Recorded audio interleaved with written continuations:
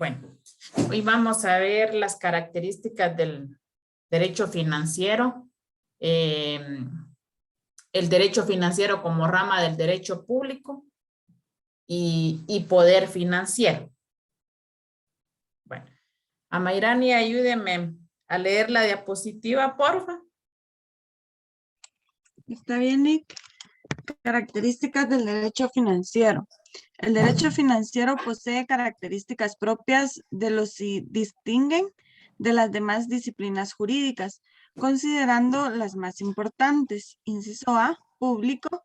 Es una rama del derecho público ya que contiene normas jurídicas que regulan el orden público relativo a las finanzas estatales y a las relaciones del Estado como ente jurídico con los particulares, con otros estados e instituciones públicas y privadas, nacionales y extranjeras, y los derechos y obligaciones que nacen de estas relaciones.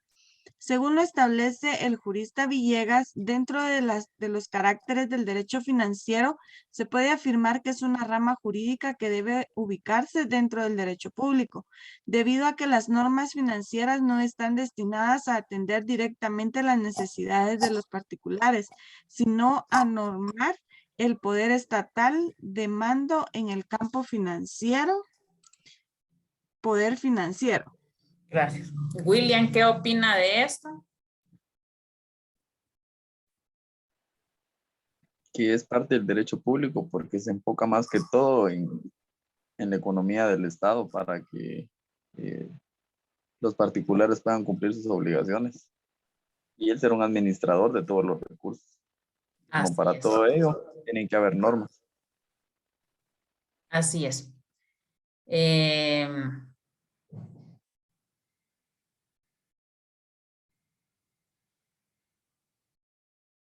Aquí dice Villegas, dentro de los caracteres del derecho financiero puede afirmarse que es una rama jurídica que debe ubicarse dentro del derecho público, debido a que las normas financieras no están destinadas a atender directamente las necesidades de los particulares, sino a normar el poder estatal de mando en el campo financiero. O sea, que para todo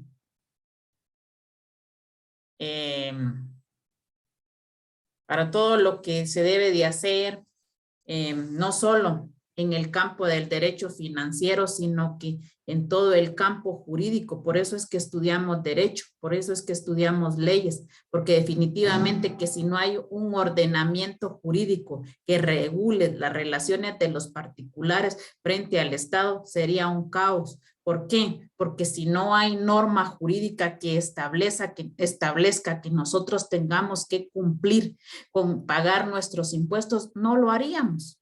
Nos haríamos, como dicen vulgarmente, los locos y no lo haríamos. Y además tenemos siempre la mentalidad que para qué vamos a pagar el impuesto, si solo sirve para que los que están gobernando nuestro país sean corruptos. Pero definitivamente tenemos una obligación que cumplir y es a través del ordenamiento jurídico establecido. La Constitución es una parte fundamental del derecho financiero. ¿Por qué? Porque nuestra Carta Magna, la carta más importante que tenemos sobre cualquier ley ordinaria, y esta es la que norma especialmente las decisiones financieras. Por eso es que a través del derecho público está el organismo ejecutivo, como les decía ayer, sus ministerios y sus direcciones, y cada dirección o cada ente que va a ser recaudadora de impuestos tiene una normativa jurídica que la tenemos que cumplir. Les manifestaba ayer que el Ministerio de Finanzas acaba de emitir un acuerdo gubernativo 01-2022. Como ente fiscalizador tiene el poder de emitir acuerdos de acuerdo a su competencia y a su conveniencia para seguir fiscalizando los fondos que están haciendo a través del gasto público. Por ejemplo, hoy en el Juzgado de Asuntos Municipales urge una computadora porque las dos que están son obsoletas. Te lleva 1 hora uno para hacer el documento, para imprimirlo. Entonces hoy me autorizaron la compra de la computadora, pero ¿qué? Tendría que llenar una solicitud, un requerimiento, mandaron la factura, la tenía que no pasar de hoy para llenarla con todas las series, todo lo que incluía la computadora, la memoria, megabytes. Me llevé 3 requerimientos y 2 hojas de papel bond tamaño carta membretada para poder imprimir y llegar rápido con el tesorero para poder ingresar y que comprar el equipo. O sea, son situaciones tediosas, complicadas, pero que lo hacen con el fin de fiscalizar los ingresos y asimismo los gastos que se dan.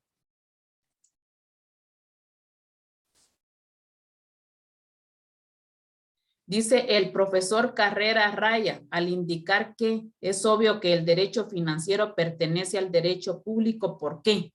En definitiva, hay inmanente en las normas financieras un valor predominante público, un interés comunitario que preside toda la normación de esta actividad económica del Estado. Respecto de esta característica destacada por los diversos autores, es necesario agregar que el derecho financiero también es considerado como una rama del derecho público, debido a que regula las relaciones que se generan entre los particulares y las entidades privadas con los órganos de la administración pública, por lo que no puede realizarse dicha afirmación únicamente en función del interés comunitario que predomina en la satisfacción de las necesidades colectivas. O sea, en sí, entonces el derecho financiero es parte del derecho público y por eso también vamos a ver por qué es una rama, el derecho financiero, una rama del derecho público, porque en sí es la administración pública que se hace a través del organismo ejecutivo, de sus ministerios, de sus direcciones y también, por ejemplo, de sus entes autónomos como son las municipalidades y cualquier otro tipo de institución que se derive de los ingresos que obtiene el Estado a través de las contribuciones que hace cada uno de los ciudadanos. Dice que otra de sus características es que es un ordenamiento jurídico instrumental. El carácter instrumental de derecho financiero se destaca al tomar en consideración que el ejercicio de la actividad financiera en cuanto a la obtención de ingresos y erogación de los mismos se refiere, esto no constituye un fin en sí mismo, sino un medio para lograr los fines del Estado. O sea que el derecho financiero es un instrumento porque sirve para ingresar, para saber los ingresos y también para justificar las salidas que se van a dar con el fin exclusivo de lograr los fines del Estado. Así lo considera el autor Carrera Raya al considerar lo siguiente: es un ordenamiento jurídico instrumental, de tal manera que los ingresos y los gastos como binomio integrado de la actividad financiera son fines en sí mismos, sino que están dispuestos para alcanzar como medios instrumentales las finalidades colectivas. Concuerda con este criterio los tratadistas Miguel Ángel Rodríguez Arana y Joaquín Martínez del Fresno al afirmar sobre el derecho financiero que es un ordenamiento instrumental, ya que ni el ingreso ni el gasto son finalidades en sí mismas, sino que cobran sentido cuando se aplican al logro de las finalidades públicas. ¿Y cuál es el logro de las finalidades públicas? Satisfacer el bien común de cada uno de los habitantes del país. Estas características es inherente a la actividad financiera del Estado, ya que utiliza los recursos estatales como un medio para cumplir con sus fines y de esta forma satisfacer las necesidades de sus habitantes. Por eso dice que el derecho financiero es una forma instrumental. ¿Por qué? Porque a través de ello se pueden satisfacer las necesidades de los habitantes. Otra característica dice que el derecho financiero tiene una estrecha relación con las finanzas públicas, derivado de la naturaleza de la actividad que realiza el Estado para conformar el presupuesto público. El derecho financiero debe de valerse de postulados y principios económicos que derivan de la ciencia de las finanzas públicas, por lo que su estrecha vinculación es ineludible. Claro que sí, el derecho financiero con las finanzas públicas. ¿Por qué? Porque aquí encaja lo que es el presupuesto, que toda institución perteneciente al Estado, dirección, ministerio, tiene que hacer, municipalidades, tiene que hacer un presupuesto para todas las actividades que va a desarrollar durante 12 meses. Sobre este aspecto se refiere el profesor Villegas, quien señala lo siguiente: la relación entre el derecho financiero y las finanzas públicas es algo más que una vinculación entre distintas ramas del conocimiento humano. Esto es así porque el derecho financiero halla la materia viva o el germen de todos sus postulados en los principios elaborados por las ciencias de las finanzas públicas. Al tiempo que esta disciplina tiene por objeto de su estudio la actividad financiera del Estado, la cual hoy solo se concibe bajo el gobierno de las normas elaboradas por aquel. En función de lo expuesto por el autor Villegas, es oportuno recalcar que la ciencia de las finanzas públicas se encuentra dirigido a estudiar la actividad financiera desde el punto de vista económico, mientras que el derecho financiero se encuentra dirigido a estudiarla desde el punto de vista jurídico. Aquí hay una gran diferencia. ¿Me la podría explicar a Mayrani en la del último párrafo?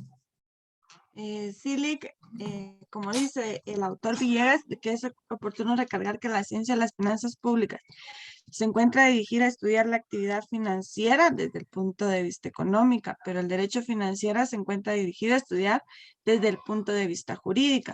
O sea que en sí las finanzas públicas se basan dentro de, como bien lo dice, ¿verdad?, de la actividad financiera, del presupuesto que se elabora desde un principio por medio del organismo ejecutivo para todas las entidades centralizadas y descentralizadas.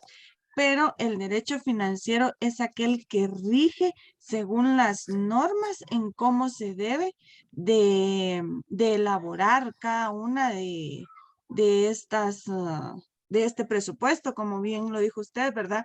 Que existe la ley de presupuesto general de presupuesto, ¿verdad? Que es ahí por esa misma en la cual se dirige y se hace llevar y se dirige cada entidad para poder elaborar sus presupuestos, en la cual se elaboran por medio de partidas presupuestarias para poder ese presupuesto se rija durante un año. O sea que las finanzas públicas en sí es desde el punto de vista económico, como bien lo dice Villegas, y el derecho financiero es el punto de vista jurídico, o sea, hablamos de la norma.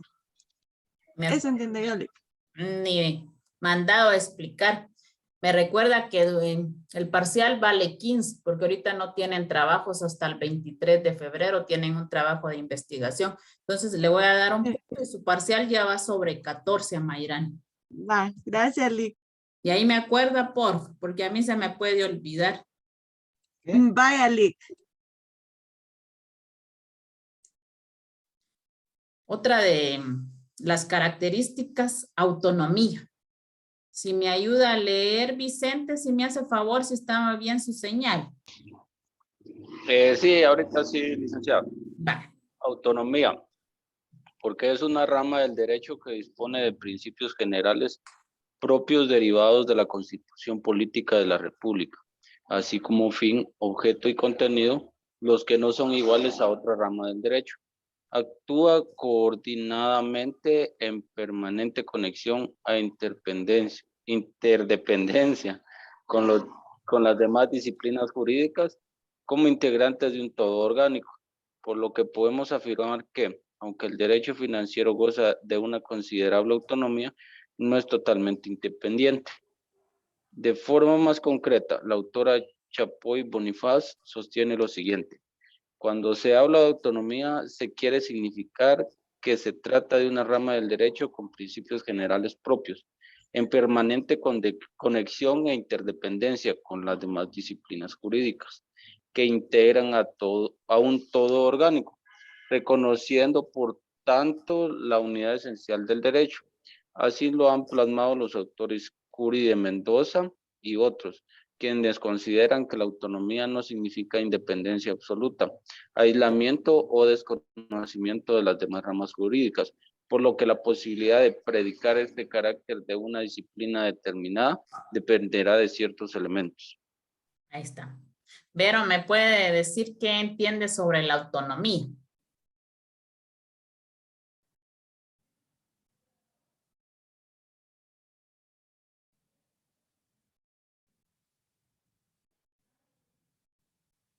Vero, ¿me escucha?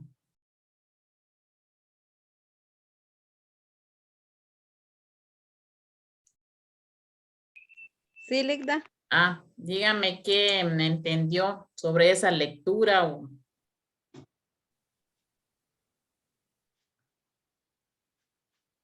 Y no sobre la lectura, porque la autonomía es una palabra que siempre la hemos tratado durante todos estos, durante los semestres, durante las clases, no solo en mi clase, sino que en otras clases que han recibido. Es muy importante y ustedes como estudiantes de derecho tienen que saber en sí qué es la autonomía.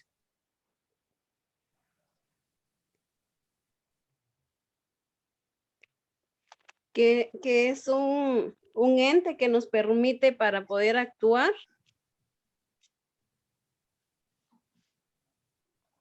según el criterio que tenga cada persona.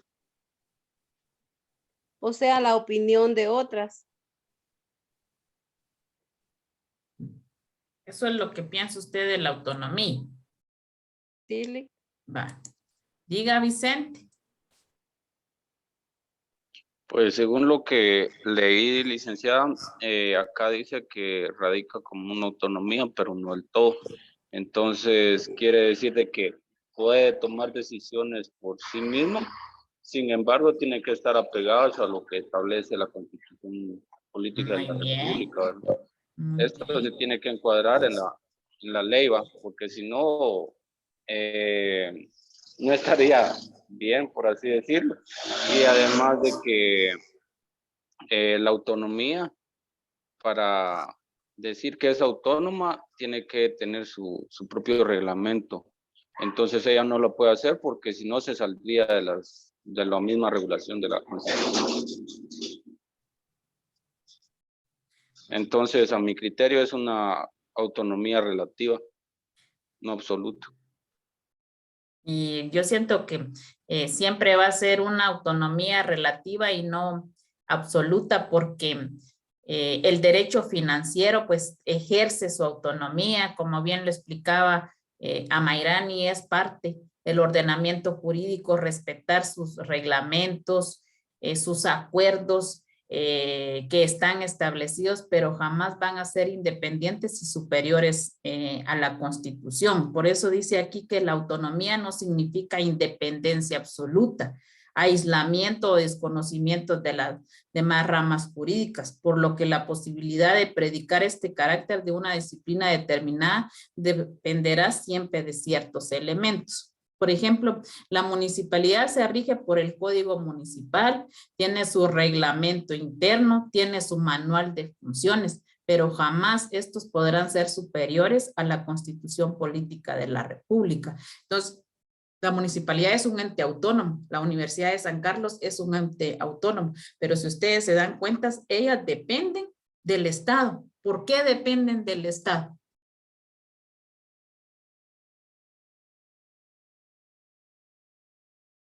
Entonces, yo a veces les pregunto porque quiero saber qué tanto han aprendido, qué tanto han analizado o en sí están pasando de noche en los cursos.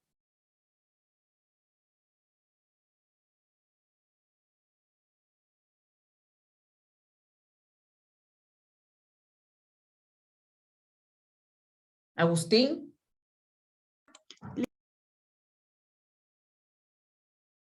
Diga, Mayrani.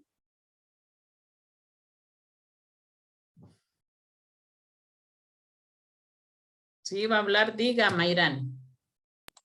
No, de que si podría repetir la pregunta. Que no mucho le escuché. Que por qué la municipalidad, la Universidad de San Carlos son instituciones autónomas, pero en sí dependen del Estado. ¿Por qué?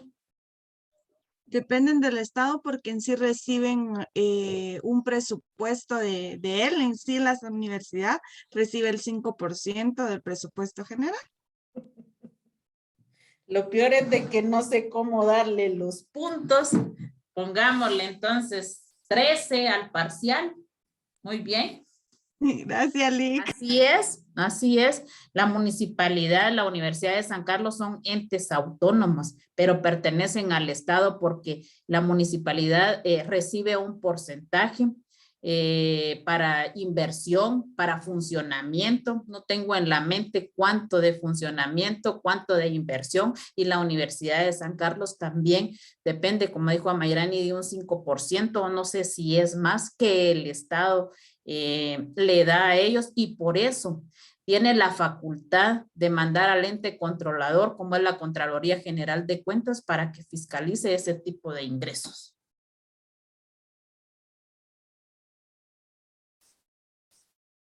La sistematización. Vero, si me ayuda a leerla.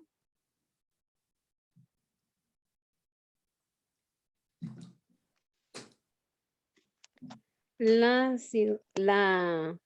sistematización.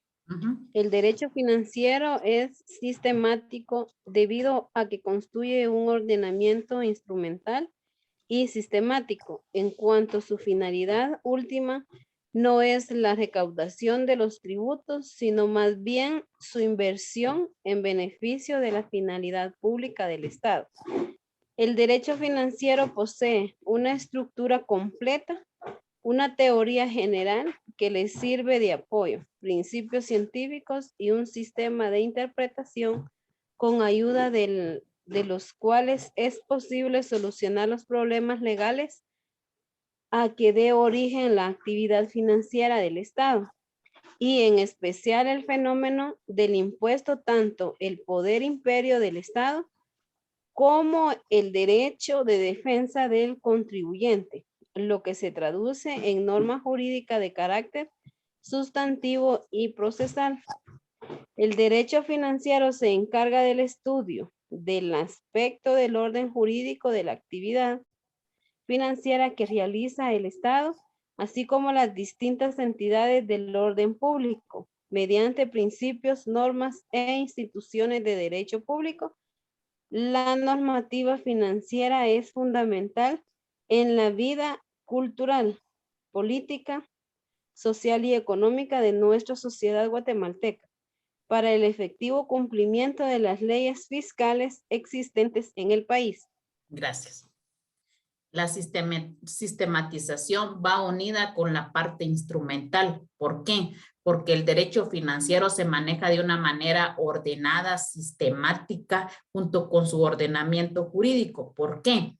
Porque nosotros también como ciudadanos o contribuyentes en pagar los impuestos también tenemos derecho a que no se nos violen nuestros derechos. Tenemos derecho a la defensa. ¿Por qué? Porque, por ejemplo, la Superintendencia de Administración Tributaria, si yo como pequeño contribuyente dejé de contribuir o dejé de facturar y, por ejemplo, voy e informo a la SAT, pero la persona encargada de generar este tipo de datos no me incluye en el sistema, no trabaja mi informe que estoy cancelando como pequeño contribuyente. ¿Y qué pasa? No hizo el proceso que tenía que hacer, y un par de meses o años la SAT viene y me está demandando que le dé un gran capital porque sigo siendo pequeño contribuyente, no cancelé y estoy moroso en la SAT.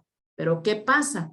Yo tengo mis formularios que sí me presenté, mi forma, tengo los documentos donde me dieron de recibido, tengo a la persona que me dijo que me iba a hacer el proceso. Entonces, ¿qué tengo que hacer yo? Presentarme a la SAT, llevar la documentación y hacer lo que ellos, llevar un memorial donde yo desde hace años había cancelado. Este es un ejemplo que les puedo dar y pueden haber más, que nosotros también tenemos derecho a estar junto con la normativa y estar también a protestar y que no se violen nuestros derechos.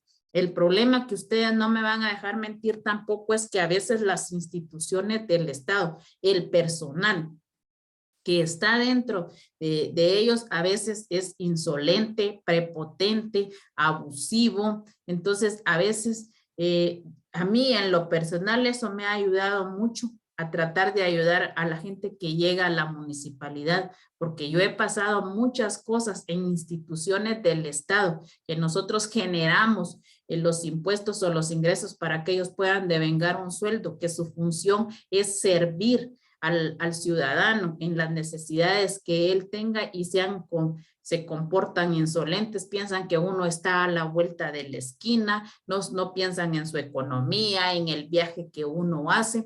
Entonces también uno tiene derecho a quejarse de las situaciones que vienen, que no solo estamos para que nos exijan, que paguemos, que estemos al día con nuestros impuestos, sino que también podemos defendernos y podemos decir cuando no estamos de acuerdo en la situación que nos están poniendo en evidencia y que tenemos prueba. Por eso siempre es bueno que de todos los expedientes, de todo lo que dejen, siempre lleven una copia de recibido, 2 o 3 copias. Ustedes mismos se van a dar cuenta en los procesos penales.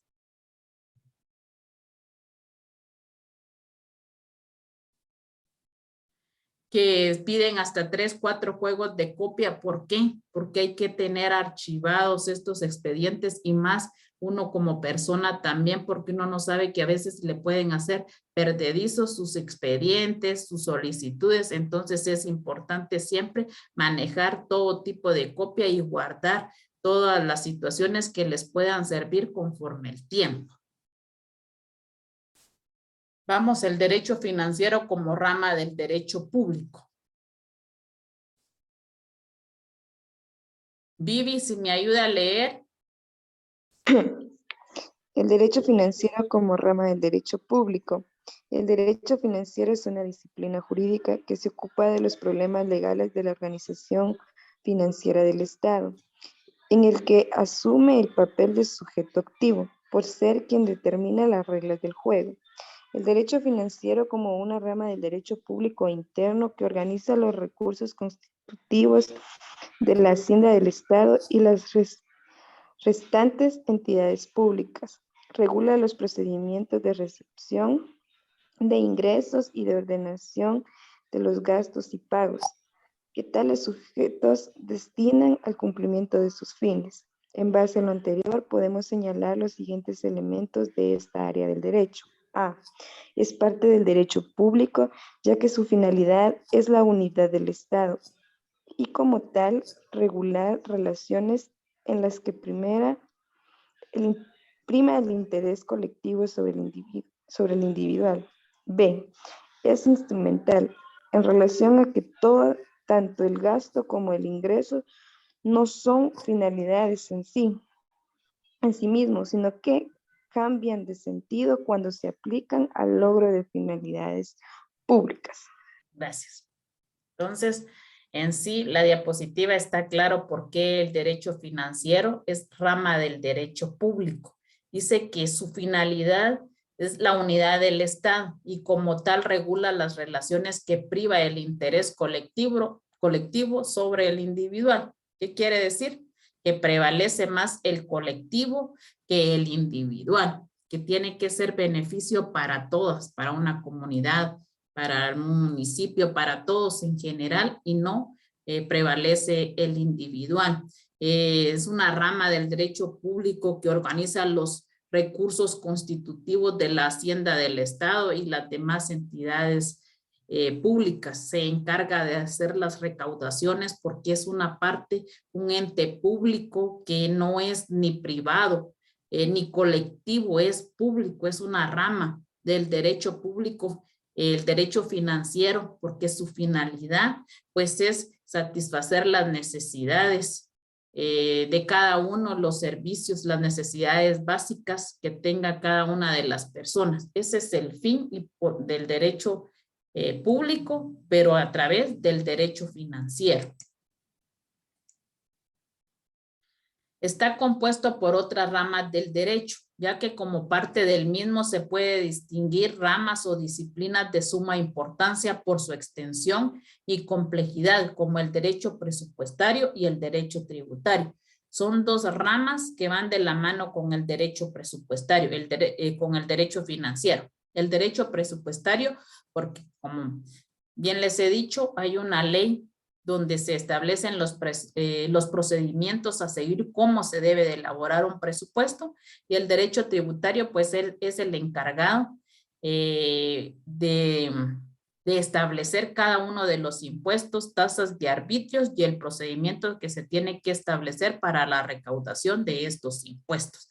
Y en conjunto, entonces, el derecho financiero regula las normas jurídicas establecidas en ambas leyes y en todas las leyes ordinarias que se rigen cada una de las direcciones que prestan un servicio público, junto con las finanzas públicas, que es la encargada de generar las erogaciones, las salidas, de depositar a cada institución el dinero que vaya a necesitar para suplir estas necesidades.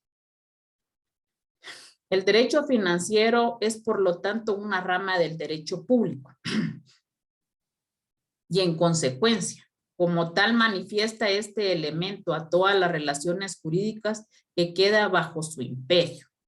Desde el nacimiento del Estado de Derecho, todas las constituciones del mundo establecen las normas financieras en lo que se refiere a la organización del Estado, desde la aplicación del presupuesto, su administración, empleo de los recursos públicos, los órganos de fiscalización y la relación jurídica tributaria que se dan entre el Estado y los particulares. Entonces, en todo, a nivel mundial, todas las constituciones o leyes se dedican no solo a normar y corregir a cada uno de los ciudadanos para que no vivamos en un caos, sino que también se dedican a generar o hacer normas para la recaudación de impuestos, que hayan ingresos para satisfacer las necesidades. Lo hacen a través del presupuesto, que se tiene que decir en qué se van a gastar, qué necesidades tienen en la administración, porque ayer les decía que el derecho financiero va de la mano con la administración pública, porque de ahí depende todas las instituciones, direcciones, secretarías que se dedican a satisfacer necesidades, a elaboración de proyectos, a que a la larga pues sea también satisfacción no solo del Estado, sino que satisfacer cada una de las necesidades de una persona, familia, en una forma colectiva, comunidad, empleo de los recursos públicos, en qué se están utilizando, porque también no solo dejemos satisfacer necesidades de salud, educación, sino también necesidades básicas como vivienda, alimento, también qué proyectos son los que necesitan las comunidades si no tienen servicio de agua, si no tienen servicio de salud, de energía. Entonces, todas esas son estudios que se tienen que hacer para presentarlos cada año y que se puedan hacer estos proyectos para que cada persona pueda tener cómo vivir, cómo estar bien, adecuadamente en las condiciones de vida que se merece. Los órganos de fiscalización en su relación jurídica tributaria entre el Estado y los particulares. ¿Por qué? Porque hay una relación estrecha, tanto del Estado como de los particulares. Entonces nos obligan, también hay derechos, obligaciones, pero también tenemos una forma como le podemos exigir al Estado que si contribuyamos o contribuimos para tener ingresos, pagar nuestros impuestos, también hay necesidad que ellos contribuyan en satisfacer y en hacer una administración pública no corrupta, sino que legal en beneficio de cada uno de nosotros. Poder financiero. Ayúdeme a leer, William. El poder financiero es la facultad que tienen los entes públicos de organizar su sistema de ingresos y gastos y que constituye una auténtica manifestación de la soberanía. Dentro del poder financiero podemos definir dos categorías a saber. En primer lugar, el poder financiero originario, que es el establecido por la Constitución, es decir, la potestad originaria para establecer los tributos corresponde exclusivamente al Estado mediante la ley. Y en segundo término, el poder financiero derivado, que es reconocido por normas subordinadas a la Constitución, como las leyes orgánicas y las leyes ordinarias. El Estado debe tomar una posición orientadora y de poder financiero, debido a la facultad que cuenta para la debida organización de las finanzas públicas de nuestra sociedad guatemalteca, tanto de los ingresos por un lado como de los egresos por el otro lado, así como también debe de exigirle a las personas particulares la obligación de pagar los tributos. Explíqueme. Está claro, pero quiero que dé como que se estuviera dando la clase. Pues lo que trata de explicar la diapositiva es de que el poder financiero está centrado en los entes públicos y pone dos categorías. O sea, un poder financiero originario, a mi punto de vista, es el que maneja el organismo ejecutivo, porque ellos se tratan de identificar las políticas para el derecho financiero. Y como segundo término, tal vez pondría los ministerios, que son los encargados de realizar las políticas financieras, tanto para ingresos y egresos, porque, por ejemplo, el Ministerio de Finanzas Públicas trata de recaudar y esos ingresos se convierten en ingresos para las municipalidades, para hacer proyectos, así como han ayudado a las personas de la tercera edad, a las familias de escasos recursos, etc. Muy bien. Yo así quiero que los alumnos tomen la batuta y de decir, yo siempre les he dicho, y William ha sido testigo que yo le decía que a mí me gustaba, no que, y jamás lo he pensado, que el alumno sea, para mí es un gusto que el alumno supere al maestro. Qué bueno, para mí es una gran satisfacción. Felicito mucho a Mayrani. Se ve que se dedica bastante, le gusta lo que está haciendo. Igual, William, yo los felicito a pesar de muchas situaciones que le han pasado. Ahí está en la lucha y siga así. Y así me da gusto porque ya van finalizando y que los alumnos, mi grupo, esté así dando sus posturas, deja mucho que hablar y quiere decir que dentro de un par de años van a ser buenos abogados y notarios y van a decir fue mi alumno, así como hay ahorita algunos que dicen los magistrados, el Lic Monterrosa, el Lic Mesa, es que ellos son mis alumnos y miren ahora están dando cursos en la universidad muy buenos. Yo espero también más de alguno de ustedes esté también después enfrente de un grupo de alumnos. Diga, Agustín.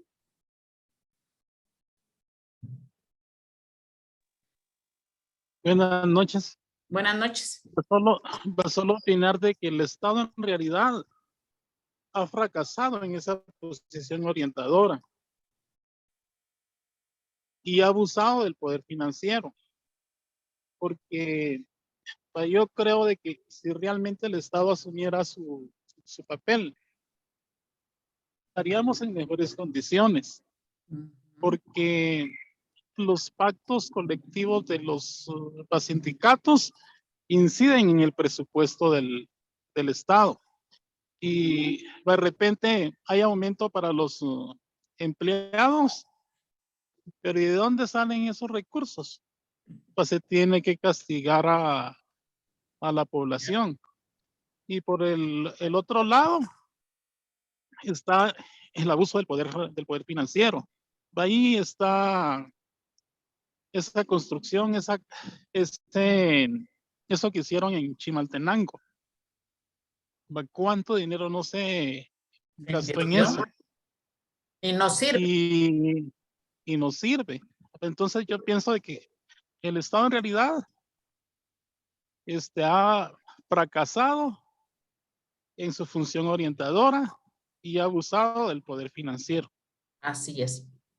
Muy bien, Agustín. 1/14. Y le voy a decir por qué.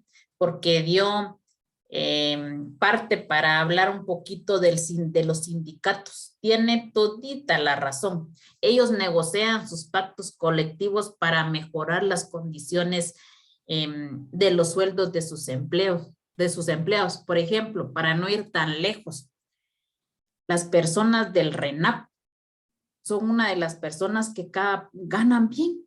¿Y por qué cree que ganan bien? Porque negocian en los pactos colectivos. Tienen bonos hasta de vacaciones, no solo del aguinaldo, el bono 14, cada poco les aumentan su salario. Por ahí, tal vez Agustín no lo pudo decir. ¿Por qué? Porque le tienen miedo. Un sindicato es un poder para beneficio de los empleados, pero ¿qué pasa? Exprimen a otros, dejan a otros atrás, porque otro de los que ganan bien es el Ministerio de Salud, el organismo judicial, pero tienen potencia de sindicatos. El centro de salud, hasta una oficina tiene el sindicato dentro del centro de salud. Y ahí están pidiendo aumento, tienen mejores salarios. En la municipalidad hay uno, se formó uno, está luchando, y si algún día llegara a prevalecer y hacer que los de la MUNI, al menos aquí en el municipio, pudieran mejorar sus sueldos, qué bueno, porque yo pasé 24 años para llegar a tener un sueldo de 6,000 quetzales, y me voy a quedar con eso porque me pienso jubilar. Solo estaba dando tiempecito que cumplir 25 años e irme de ahí. Entonces, empecé con un sueldo de 800 quetzales y hasta el año pasado llegué a 6,000 quetzales. ¿Y qué pasa? Los nuevos, los que estaban en la política, llegan a sentarse con un sueldo de 9,000 sin ser colegiados, ser bachilleres, y están otros que tienen 10,000. Y yo con colegiado, con la experiencia, con una maestría en Derecho Constitucional, y encima de eso, todavía tras las críticas que piden la cabeza, que solo están respetando mi tiempo para poderme ir de la municipalidad. Entonces, como dijo el Agustín, yo soy de la idea, y si escuchan las personas que buscan información para sus clases y decir, el Estado es un completo fracaso, porque nos exige que paguemos impuestos, fiscaliza los ingresos. Ayer decía Agustín, ¿cómo es posible que la Contraloría venga y a mí me sancionó por mora, por no cobrar el agua, y caso la gente quiere que pagar el agua? ¿Por qué? Porque no hay un buen servicio. Y igual, yo era de la idea de que antes de establecer un reglamento del servicio del agua, tenía que mejorar el servicio. ¿Y qué pasó? Pusieron a 40, a 60, a 100. ¿Y quién creen que llevaba las grandes maltratadas de la gente? Aquí, yo.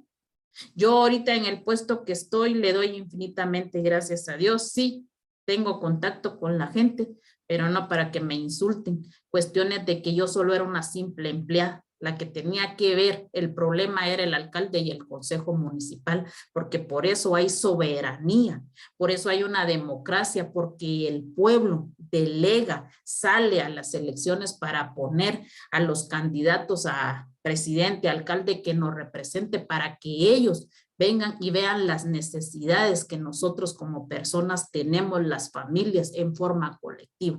Y lo único que hacen es embolsarse el dinero para su bolsa, o para su familia, o para sus allegados. Esa es la triste realidad que nosotros vivimos en el país.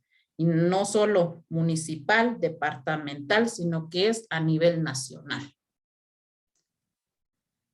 Características del poder financiero. Son características del poder financiero del Estado. La legalidad, debido a que está basado en ley. O sea que todos, es una normativa jurídica que ustedes saben que si no hay algo que nos esté plasmado en una ley, en un reglamento, en un acuerdo, no lo cumplimos. O sea, en todo va a reinar siempre el principio de legalidad y de juridicidad. Son dos principios importantísimos en la administración pública. La territorialidad, pues se aplica en un territorio determinado en nuestro país, Guatemala. El carácter estatal, porque el Estado es el titular del poder financiero. El Estado, pero el Estado, hablábamos ayer de la población del territorio, pero aquí el poder financiero lo maneja el Estado a través del organismo ejecutivo, no legislativo, porque el legislativo está para legislar y hacer leyes, y el judicial para aplicar estas leyes. Entonces, el poder estatal y el poder financiero lo tiene el poder ejecutivo a través de sus ministerios, de sus secretarías, de sus instituciones, de todos, para satisfacer esas necesidades. Tenemos y delegamos ese poder estatal al Estado y a nuestro presidente, que es al que nosotros elegimos a través de la soberanía por medio del sufragio del voto, que próximamente en el 2023 lo vamos a estar nuevamente haciendo. Yo siempre les he dicho que como estudiantes de derecho analicemos nuestro voto, no solo vayamos más para presidente, porque de eso depende también de nuestro municipio, analizar el alcalde que queremos, pero también el presidente es nuestro representante legal. Por eso nuestro gobierno es representativo, democrático, republicano, porque se ejerce a través de una persona que representa a millones de habitantes, el que tiene una gran responsabilidad para todo un país, y el cual a mí me daría miedo ser presidente, tener una gran responsabilidad. Es cierto, a veces uno puede tener la responsabilidad y no quedar bien con las personas, pero al menos de 100 que tuviéramos, satisfacer al menos el 70%, qué bueno, pero lastimosamente los gobiernos que han estado, ni siquiera el 20 les doy yo a lo que deberían de hacer sobre el 100%, sobre el poder que ejercen para cubrir las necesidades que nosotros como seres humanos tenemos derecho. Naturaleza abstracta, porque solo la existencia del Estado determina su nacimiento. Existimos, estamos y lo conformamos al Estado. Lo único que a veces que solo tenemos, nos exigen obligaciones, derechos, y nunca a veces nos dan cómo poder satisfacer y estar conforme con la satisfacción que nos dan para las necesidades. Permanencia, porque es connatural del Estado, es decir, que existe siempre que exista el Estado. Toda la vida va a ser permanencia, todos nosotros vamos a seguir siendo, formamos parte del Estado desde que nacemos, porque desde ahí empezamos a tener ya derechos, no digamos conforme a la vida que nos llega a tener y llegar a la mayoría de edad y tener nuestras propias obligaciones. La ciencia del derecho financiero estudia pues los recursos y los gastos públicos y los efectos que produce en la economía social, individual, la recaudación de los mismos y su gasto. Más claro, ni el agua.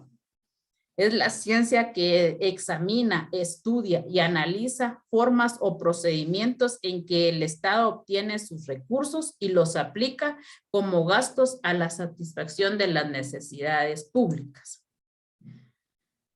El poder imperio en cuya virtud se ejerce la actividad financiera puede denotarse poder financiero. Su mayor y más típica manifestación se encuentra en la autoridad que tiene el Estado para exigir contribuciones coactivas a los particulares que se hallan bajo su jurisdicción, potestad tributaria, pero esa no es su única manifestación. La palabra lo dice, poder exigir, tiene el poder para poder exigirnos a nosotros los contribuyentes, dice, a pagar nuestros impuestos. Ese es el poder que tiene el Estado para exigirnos a nosotros. Efecto, cuando el Estado planifica su actuación financiera, diciendo qué gastos van a efectuarse, cómo se repartirán, el espacio y en el tiempo, mediante cuáles fuentes se logran ingresos, qué medidas financieras son por sí mismas capaces de producir resultados directos, así como cuando concretamente procede a obtener ingresos y a emplearlos en sus destinos prefijados, está también ejerciendo su poder financiero, o sea, dónde van dirigidos los recursos, los ingresos, en qué se van a gastar. También tiene ese poder financiero para hacerlo, ese poder para establecer, como les he explicado, cada una de las partidas en que se pueda gastar el dinero. Es decir, está utilizando el poder de mando que le ha sido conferido por la comunidad para atender debidamente las necesidades que según la concepción del Estado moderno son consideradas como públicas. Desde este aspecto es indudable que solo puede llevarse a cabo tan importantes acciones aquel órgano que tenga un grado de tal supremacía que le permita dirigir la política económica social del país y exigir a los particulares determinados comportamientos y prestaciones. Lo hace el Estado a través del derecho financiero, a través de su ordenamiento jurídico y especialmente, empezando por la Constitución Política de la República, que ahí están los fundamentos en que se tienen que dirigir, cuáles son las obligaciones de los contribuyentes y de ahí vamos con sus leyes ordinarias.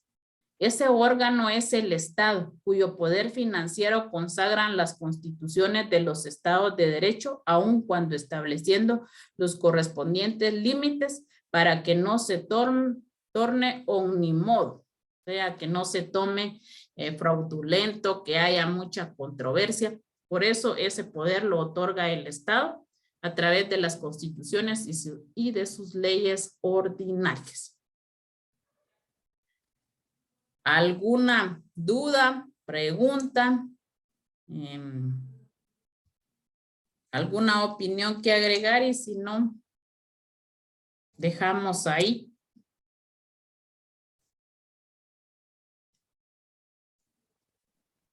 De mi parte está todo rápido. claro, Lick. Vaya, nos miramos primero Dios el lunes. Feliz noche. Feliz noche, Lick. Buenas noches, dígame. Feliz noche. Feliz noche. Ahí se vienen con cuidado.